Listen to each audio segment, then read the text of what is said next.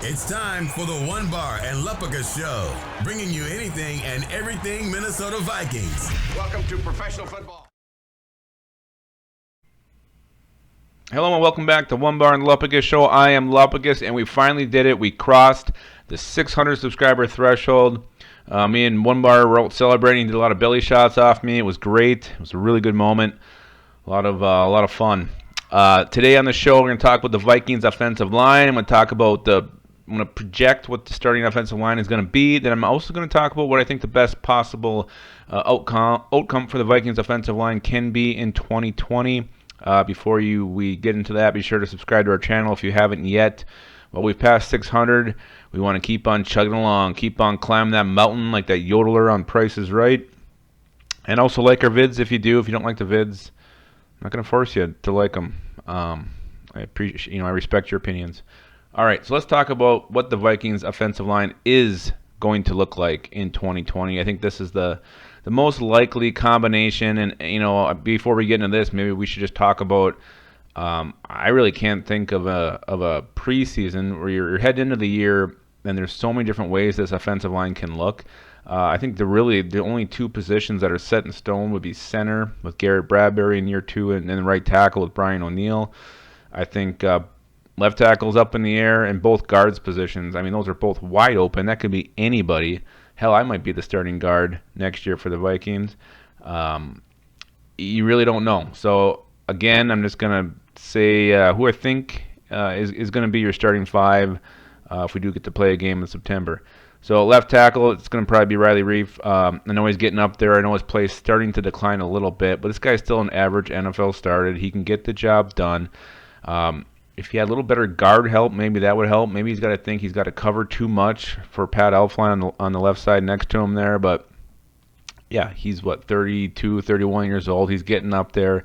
His play's starting to dip a little bit. He costs a lot of money, but the Vikings want to stay competitive. They want to compete this year. They got to keep him.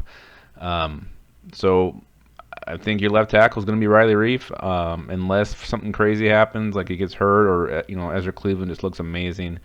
I think it's going to be old R squared, is what they call him around here at the One Bar and Lupica Show. Just kidding. We have never called him that before. Next to him, I hate to say it, but I think it's going to be Pat Elflein again. This guy does get a lot of flack for his horrible and horrific pass blocking. He cannot anchor anymore. He gets destroyed by big, beefy, fat interior defensive linemen. Again, if he's not getting just flat out beaten, he is going to hold on for dear life, which causes the holding penalty, which sets you back 10 yards, which usually kills a drive. I don't know what happened with his first year. He was so good. He could anchor. He could run block. He could play with a lot of anger and hatred. Really, I mean, he was just a mean, nasty player. He was physical, and then he got that injury, and just hasn't been the same since. But he's in a contract year. Maybe that'll be enough to let a fire under his huge tuchus. And we'll see the Pat Elflein we did in 2017. We can only hope. That's all we can hope for. And, who's going to push him? I mean, Dakota Dozier's going to switch sides. Drew Samia going to switch over to the left side. Is Oli Udoh going to emerge? Man, I don't know. I don't think there's really somebody who can push Pat Elflein for that spot right now. So unless someone surprises in camp, Pat Elflein is going to be the starting left guard of the Vikings in 2020. Center is going to be Garrett Bradbury. He did have an up-and-down rookie season last year, and he struggled anchoring against nose tackles. He was overpowered much of the time. Horrible games against the Bears, horrible game against Denver. That Shelby Harris just ate him alive. Packers destroyed him too. So the good news is Garrett Bradbury supposedly has been hitting the weights hard, been in the weight room, getting stronger. And if he can start to anchor, even if he becomes average in that department, his run blocking is so good, he could take a huge step forward in year 2 and be one hell of a player. So this is I want to say make or break, but it damn near is for Bradbury year 2. He's got to take a major step forward. Right guard, I'm going to put Drew Samia here because why the hell not? Dakota Dozier's had some chances. He started 4 games last year, didn't play exceptionally well. At least with Drew, you got that unknown factor. Maybe he's going to be awesome. He's got a big old square frame. He moves pretty well. He did play well in that Bears game at season's end last year. But again, were the Bears even trying? I don't know. but why not? I would plug Drew Samia in there, and I think you took him in round 4 last year for a reason, and why not give him a shot? Again, if he struggles, then just go with Dakota Dozier and hold your breath every single snap. Right tackles me Brian O'Neill, easy peasy, one of the best in the NFL.